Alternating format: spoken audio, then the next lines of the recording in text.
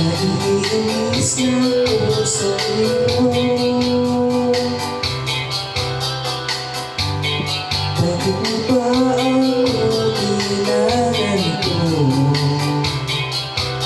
Ikaw ba ay naguguluhan sa aking tunay na nararamdaman sa iyo? Ano pa bang dapat na gawin ba sa aking pananamit at pananalita upang iyong mapabigyang pansin aking paghanga at pagtingin sa iyo? Huwag mo na sana kung pahirapan pa.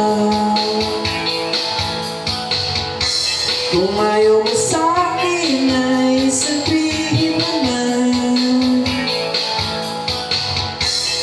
Huwag mo na sana kung ipaasa sa wala.